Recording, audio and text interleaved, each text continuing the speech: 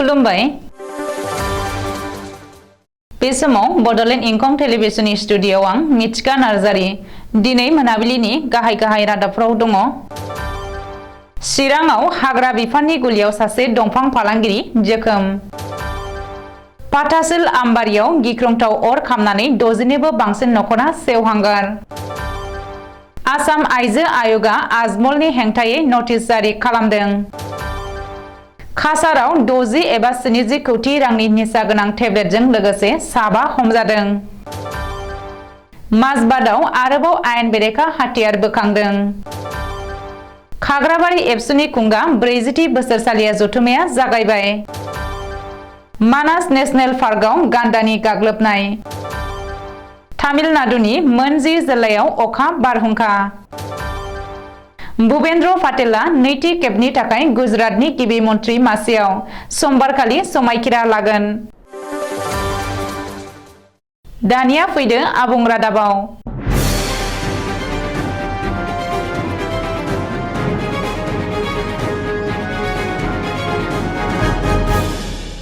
चिरां जिल्लानि रुनिकाटा पुलिस थाना बेन्दोंनि भारत भुटान सिमनायाव गुलि गावनाय जाथाय।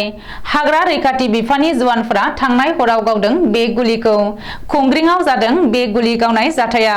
हाग्रा बिफाननि गुलियाव सासे दंफां फालांगिरिया जोखोम जादों होननानै खौरां मोननो हादों। गुलि नांजानानै जोखोम जानाय दंफां फालांगिरिखौ 3 नं थाइखा जरानि बेन्जामिन बसुमतारी होननानै सिनायथिनो हादों। रिपर्ट बादिब्ला पेट्रलिंआव थांनाय हाग्रा बिफाननि मावफारियाफोरखौ सानैसो दुथांफोरा गाग्लोबदोंमोन। जाउनाव थासारिखौ गाहामै लाखिनो थाखाय हाग्रा बिफाननि जवानफोरा गुलि गावनो गोनां जायो। बे जाथायाव दंफां फालांगिरि बेन्जामिन बसुमतारीया गुलि नांजानानै जोखोम जायो। बबेखानि गुलि नांजानानै जोखोम जानाय बेन्जामिन बसुमतारीखौ उननि समाव काजलगावनि सिभिल हस्पिटालाव लाबोनाय जायो होननानै मिथिनो हादों। ओरैहाय गुलि नांजानाय बेन्जामिन बसुमतारीया फोरमायनाय बायदिब्ला गुलि गावग्रानि मुङा मिहिमिया। बेजों लोगोसे गौरां आरो रायलां साथाम मानसिखौ गोदान NGO मावो होननानै मिथियो आरो गुलि गावग्रा मानसिया बेंटलाव थायो होननानै फोरमायो। बबेखानि दाय गैयालासे आंखौ आथिङाव गावनानै गालाङो, गुलि गावखांनानै दाबसे जायगायाव गारना गालाङो होननानै फोरमायो बेन्जामिन बसुमतारीया। बेराफारसे चिरां जिल्लानि DFO पार्मानन्द पातिया बुङोदि थांनाय साननैसो सिगां माखासे सेंग्राफ्रा रुनिकाटा हाग्रा बिफाननि मावख'आव फैनानै हुमखि होफैदोंमोन। मैया मोनानि जाथायाव हाग्रा बिफाननि मावसुमाफोरनि गुलि गावनायावसो बेन्जामिन बसुमतारीया आथिङाव नांजायो आरो दायो बेनि सायाव नायबिजिरनाया सोलिगासिनो दङ। सानसे सिगाङावसो होंगो दोंगो सुबुं थानाय गुवाहाटी नोगोरमानि मोनसे जायगायाव सेवहांगार जाबाय। गिख्रंथाव अर खामनायाव सेवहांगार जालांबाय गुवाहाटी नोगोरमानि फाटासिल आमबारिनि मोनसे सुबुं थाग्रा बिथाया। फाटासिल आमबारियाव साफाय कर्मीफोर थाग्रा जायगायाव थांनाय हराव जादों बे गिख्रंथाव अर खामनाय जाथाया। बे गिख्रंथाव अर खामनाय जाथायाव गं 60 सो नखरफोरा सेवहांगार जानायजों लोगोसे लाख लाख रांनि सम्पति खहा जादों। रिपर्ट बादिब्ला गं 15 सो गेस सिलिन्डारफ्रा बेफ्रुनायनि जुनै बे अर खामनाय जाथाया गिख्रंथावसिन महर लादों। बबेखानि बे अर खामनाया ओरैबायदि गिख्रंथावमोनदि बै बिथायाव थानाय सुबुंफोरा गाननानै लानाय जि जोमनि अनगायै न' सिङाव थानाय मोनसेबो मुवा बेसादफोरखौनो सेवहांगार जालांनायनिफ्राय रैखा खालामनो हायाखै। जाउनाव अर खामनाय बिथानि 60 निबो बांसिन नखरा साखाथियावनो थानाय निउ फाटासिल टाउन गोजौ फरायसालियाव थांनाय हरनिफ्रायनो आश्रय लानो गोनां जादोंमोन। ओरैहाय आमबारियाव गिख्रंथाव अर खामनाय जाथायनि खौरां मोननाय लोगो लोगो मन्त्रि जयन्त मल्ल बरुवाया जाथायसालियाव थांनानै खौरां लाहैयो होननानै मिथिनो हादों। हिन्दु समाजनि सायाव अजद गोनां बानबुंथि होनायनि थाखाय आसाम रायजोआरि आइजो कमिसना धुबुरीनि MP आरो AIUDFनि गाहाय बदरुद्दिन आजमलनि हेंथायै नटिस जारि खालामदों। बेजों लोगोसे आजमलनि बानबुंथिया जोबोरैनो अजद गोनां आरो आइजोफोरनि हेंथा होननानै आय'गा अजद होदों। मख'नो गोनांदि हिन्दु लाइमोनफोरा 40 बोसोरावसो जुलि जायोखायनो खुदिया खांनो हानाय गोहोआ खमायलाङो। बेनिखायनो मुसलमान लाइमोनफोर बायदिनो 18 एबा 21 बोसोराव जुलि जानांगौ होननानै बदरुद्दिन आजमला हिन्दु लाइमोनफोरखौ खावलायदोंमोन। ओरैहाय आजमलनि बेबायदि अजद गोनां बानबुंथिनि उनावनो रायजो नाङै गुबुन गुबुन पुलिस थानायाव आजमलनि हेंथायै एजाहार होदों। मख'नो गोनांदि बदरुद्दिन आजमला हिन्दु समाजनि सायाव गावनि बानबुंथिखौ लानानै गोबां खेब निमाहाबो बिबाय। नाथाय आजमलनि बे बानबुंथिया रायजोआव दासिमबो ट्रेन्डिं जानानै दङ। ड्राग्सनि हेंथायै अपारेशन खालामनायाव काछार पुलिसनि जाफुंसारनाय। काछार पुलिसआ धलाई ओनसोलाव सिग्रोमनानै कौटि रांनि निसा गोनां टेब्लेटफोर बोखांनो हादों। सुलुङाव फोरमायथिनाय बायदिब्ला सिलचर आइजोल राजा लामायाव सिग्रोमनानै काछार पुलिसआ गंसे ट्राकनिफ्राय निसा गोनां 20 थफ्ला एबा टेब्लेटफोरखौ बोखांनो हादों। बे जाथायजों लोगोसे साबा ड्राग्स पेडलारफोरखौबो पुलिसआ हमनो हादों आरो ट्राकखौबो पुलिसआ जब्द खालामदों। बबेखानि 20 थफ्लायाव गासै 2 लाख निसा गोनां एबा टेब्लेटफोर दङ आरो बेनि बेसेना गोसोम बाजाराव 60 कौटिनिफ्राय 70 कौटि रां जागोन होननानै पुलिसआ फोरमायदों। रिपर्ट बायदिब्ला ड्राग्सनि हेंथा बे अपारेशनखौ काछारनि एसपि नमल माहाता गावनो दैदेनदोंमोन। ओरैहाय ड्राग्सनि हेंथायै काछार पुलिसनि बे जाफुंसारनाय अपारेशनखौ टुइटारनि गेजेरजों बाख्नायदों गिबि मन्त्रि डक्टर हिमन्त बिश्व शर्माया आरो ड्राग्सनि हेंथायै बेबायदि अपारेशनखौ खालामबाय थानो थाखाय पुलिस बिफानखौ बिथोन होदों। अदालगुरि जिल्लानि माजबादआव आरोबाव आयेन बेरेखा हाथियार बोखांदों। अदालगुरि पुलिसआ सिग्रोमनानै आसाम अरुणाचल प्रदेश सिमनायाव थानाय 2 नं सिखारि दांगायाव फिन आयेन बेरेखा हाथियार बोखांनो हादों। हा सिङाव फबनानै दोननाय थासारियाव बोखांनो हादों हाथियार आरो गोबांथार बिबांनि गुलिफोर। सुलुङाव फोरमायथिनाय बायदिब्ला अदालगुरिनि एडिशनेल एसपि आचार्य जीवन बरुवान आरो ज्योति प्रसाद फेगु, माजबाद थानानि असि राजीव गहायनि दैदेननायाव थांनाय हरनि 1:30 रिंगायाव 2 नं सिखारि दांगायाव दानानै हा सिङाव फबनानै दोननाय गंसे रासियान मेड SKS सेमि अट'मेटिक राइफल, गंसे पिस्तल, थर 43 राइफलनि गोगो गुलि आरो थर 62 गोगो पिस्तल गुलिफोरखौ बुरखांनो हायो। मख'नो गोनांदि अदालगुरि पुलिसआ सिखारि दांगायाव सं दाननानै मैयाबो आयेन बेरेखा गंसे AK-56 राइफल आरो थर 20 गोगो गुलिफोरखौ हा सिंनिफ्राय बुरखांनो हादोंमोन। बेनि उनावबो अदालगुरि पुलिसआ सिखारि दांगायाव सं दाननायखौ नागाराखैमोन आरो थांनाय हराव आरो आयेन बेरेखा हाथियार बोखांनो हायो। खाग्राबारि दख'रा एबसुनि खुंगा 40थि बोसोरसालिया जथुम्माया 10 आरो 11 डिसेम्बर साननैनि हाबाफारिजों दिनैनिफ्राय जागायबाय। खाग्राबारि दख'रा एबसुनि 40थि बोसोरसालिया जथुम्माखौ खाग्राबारिनि 2 नं सिंग्रिबारिनि गेवलां फोथाराव खुंदों। गिबि साननि हाबाफारि बायदियै दिनै फुङाव गाहाय दरखं, सायनासालि, थान्दैमेल जिरायसालि, जामुंसालि, आलासि जिरायसालि न'मा आरो भलिबल बादायलायनाय बेखेवनाय जायो।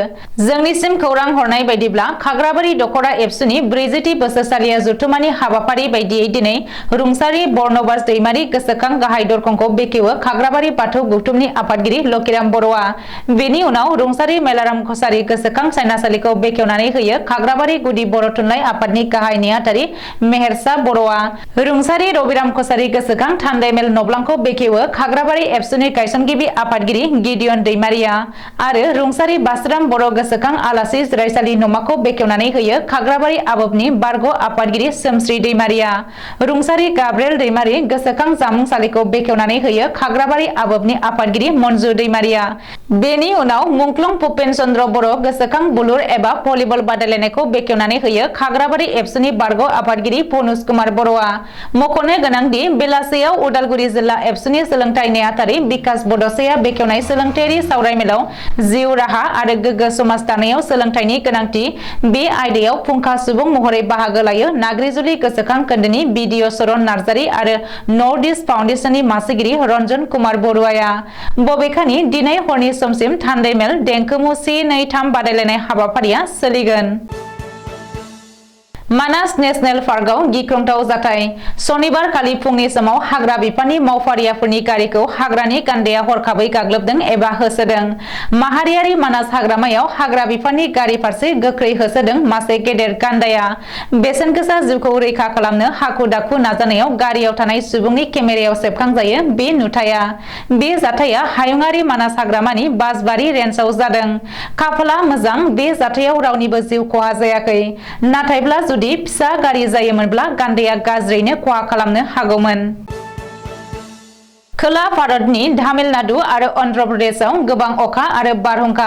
तामिलनाडुनि गासै मोन 10 जिल्लायाव गोबां अखा हानायजों लोगोसे गोब्राब बारहुंखा बारनायाव गासै 4 सुबुंनि जिउ खहा जादों आरो गासै 400निबो बांसिन दंफां लाइफाङा बायदों होननानै तामिलनाडुनि मिथिंगायारि अलखद सामलाय बिफाननि बिथोनगिरिया मिथिहोदों।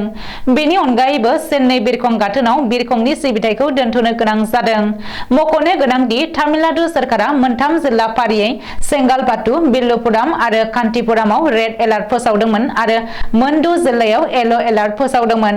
बैफोर जिल्लाफोरा जादों फारियै तिरुपालुर, चेन्नई, तिरुपानामालाई, तिरुपातुर, भेलोर आरो रानीपेट। बे बिथिङाव तामिलनाडु पुलिसनि डीजीपी सी शैलेन्द्र बाबुआ मोनफ्रोमबो जिल्लानि एसपीफोरखौ सांग्रां जानो आरो एनडीआरएफ, एसडीआरएफ जवानफोरखौ साखाफारा थानो बिथोन होदों। नोजोर होनो गोनांदि तामिलनाडुनि नसुं रायजो अन्ध्र प्रदेशआवबो गोबां रोजा अखा आरो बारहुंखा बारनायनि खौरां मोननाय जादों। तामिलनाडुनि चेंगालपाटु जिल्लानि कबालाम गामियाव बांसिन खहा जादों आरो 4 ना हमग्रा नावारिफोरा जिउ गोमानांदों। कबालाम गामिनि गामि पन्चायत आफादगिरि सभाराम थांगामा खौरांगिरिनि सिगाङाव फोरमायथिनाय बायदिब्ला 4नि जिउ खहा जानायजों लोगोसेनो गोबां नावफोरा थेर-बेथेर जादों। शुक्रबारनि हराव 11:30 रिंगायाव बारनाय बारहुंखाया घन्टाफायाव 90 निफ्राय 117 किल'मिटारसिमहालागै गोख्रैथिजों बारहुंखाया बारदोंमोन। बोथोर बिगियान बिफाना मिथिहोनाय बायदिब्ला तामिलनाडुआव 115 मिलिमिटार रोजा आरो अन्ध्र प्रदेशआव 281.5 मिलिमिटार रोजा अखा हादों। आथिखालाव तामिलनाडुनि गिबि मन्त्रि एम.के. स्टेलिनआ टुइट खालामनानै मिथिहोदों दि गासै मोन 10 जिल्लायाव 5,000 रिलिफ केम्प गायसननाय जाबाय आरो दासिमाव मोन 28 रिलिफ केम्पआव मोन 1,085 नखरा आश्रय लाहैबाय। ओजोंहाय एनडीआरएफ हानजाया मोनफ्रोमबो जिल्लायावनो सांग्रां जानानै दं होननानैबो फोरमायबावदों। गुजरातनि बारग' गिबि मन्त्रि भुपेन्द्र पाटेला नैथि खेबनि थाखाय गुजरातनि गिबि मन्त्रि हिसाबै सायख'जाफिनबाय आरो फैगौ समबाराव समायखिरा लागोन। गान्धी नखरनि हेलिपेड ग्राउन्डआव लागोन समायखिराखौ। गुजरातनि रायजो बेंगिरि आचार्य देवव्रतआ भुपेन्द्र पाटेलखौ गिबि मन्त्रि हिसाबै समायखिरा लाहोगोन। अदेबानि समबारसिमहालागै भुपेन्द्र पाटेलानो लाथ' गिबि मन्त्रि हिसाबै खामानि मावलांबाय थाथ'गोन होननानै गुजरातनि रायजो बेंगिरि आचार्य देवव्रतआ बिथोन होदों। मख'नो गोनांदि बे खेबाव गुजरातनि गासै मोन 182 मासिनि गेजेराव बीजेपी दोलोआ गासै मोन 156 मासि आवग्रिनो हादोंमोन। ओजोंहाय हिमाचल प्रदेशआव मोन 68 मासिनि गेजेराव मोन 39 मासि आवग्रिनो हानाय कंग्रेस दोलोआ दासिमबो थि खालामनो हायाखै सोरखौ गिबि मन्त्रि खालामनो। हिमाचल प्रदेश कंग्रेस दोलोनि आफादगिरि प्रतिभा सिंह, बारग' बिधान सभानि बेरेखा दोलोनि दैदेनगिरि मुकेश अग्निहोत्री आरो बिसायख'थि केम्पेइन दैदेनगिरि सुखिंदर सिंह सुकु बिसोर साथामनि गेजेराव सोरबा सासेखौ सायख'नाय जागोन होननानै मिथिनाय जादों। दिनै मोनाबिलिनि रादाबा एसेनोसै। गोजोन्थों।